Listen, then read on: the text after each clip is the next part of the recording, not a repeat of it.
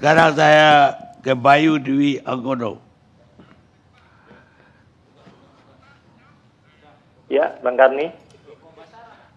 Bayu. Ya, silakan Bung Bayu. Ya, terima kasih Pak Karni. Pakar Hukum Tata Negara. Ya, terima kasih Pak Karni. Assalamualaikum warahmatullahi wabarakatuh. Selamat malam kepada seluruh narasumber dan pemirsa YLC dimanapun berada. Pertama-tama saya ingin menyampaikan bahwa apapun dinamika atau perbedaan pandangan di publik maupun yang kita bahas pada malam hari ini terkait urgensi maupun substansi RUU, menurut saya adalah hal yang sangat wajar dalam konteks negara hukum yang demokratis, Pak Karni. Karena sebenarnya kalau kita kembali lagi kepada rujukan konstitusi kita di pasal 1 ayat 2 Undang-Undang Dasar kita memang menyebutkan kedaulatan berada di tangan rakyat dan dilaksanakan menurut Undang-Undang Dasar. Artinya apa? Bahwa implementasi daulat rakyat itu adalah ketika semua produk perundang-undangan yang akan dibentuk, termasuk undang-undang begitu ya, itu harus mencerminkan kesepakatan rakyat mengenai apa yang boleh diatur dan apa yang tidak boleh diatur. Justru menurut saya, sebuah kerugian besar jika ada suatu RUU kemudian rakyat atau publik tidak memperhatikan. Banyak kasus kita mengalami bahwa banyak RUU yang kemudian justru harus berakhir dibatalkan di Mahkamah Konstitusi karena sejak proses pembahasannya tidak melibatkan partisipasi publik seluas-luasnya. Namun demikian menurut saya Pak Karni, perbedaan pandangan tersebut haruslah diletakkan dalam kerangka semangat untuk mencari titik persetujuan, bukan semakin untuk melebarkan titik perbedaan. Dan saya meyakini melalui forum YLC yang terhormat ini, kita semua sama. Sebenarnya ingin berusaha untuk mencari titik persetujuan bagaimana kita menempatkan Pancasila sebagai dasar dan ideologi negara dalam sistem perundang-undangan di Indonesia.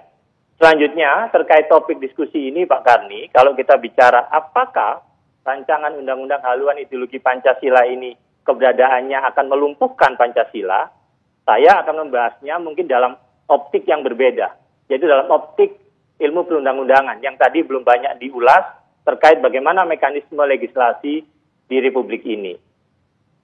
Dalam ilmu perundang-undangan Pak Karni, sebenarnya ada dua cara untuk menilai apakah suatu rancangan undang-undang itu bisa dikatakan baik.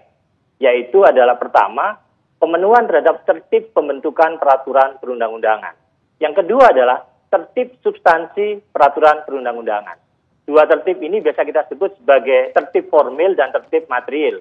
Dan itu sudah diadopsi juga di Mahkamah Konstitusi maupun di Mahkamah Agung bahwa suatu peraturan perundang-undangan itu bisa dinilai dari dua hal, yaitu terkait dengan pembentukannya, yang kedua adalah terkait dengan substansinya. Saya akan mulai dari yang pertama, yaitu tertib pembentukan. Bagaimana kemudian, apakah RUU HIP ini telah memenuhi tertib pembentukan peraturan perundang-undangan, meskipun ini belum paripurna menjadi sebuah undang-undang. Tertib pembentukan ini adalah menekankan pada terpenuhinya aspek prosedur atau aspek tahapan pembentukan peraturan perundang-undangan. Kita tahu ada tahapan namanya perencanaan, penyusunan gitu ya, pembahasan, pengesahan, penetapan, dan pengundangan. Saat ini sebagai informasi untuk kita semua, RUU HIP sebenarnya sudah melewati tahap perencanaan dan tahap penyusunan, serta menuju tahap pembahasan, yang harusnya kalau kita mengacu ke pasal 49 ayat 2, tahap pembahasan itu dimulai ketika Presiden mengirimkan Perpres begitu beserta menteri yang akan membahas dan daftar inventarisasi masalah karena memang ini adalah RUU inisiatif DPR. Namun dalam perkembangannya kita semua tahu bahwa tadi sore Presiden melalui Menteri Koordinator Politik Hukum Keamanan begitu menyatakan bahwa Presiden meminta DPR untuk menunda pembahasan RUU ini. Artinya apa? Permintaan semacam ini adalah praktek lumrah dalam proses legislasi kita.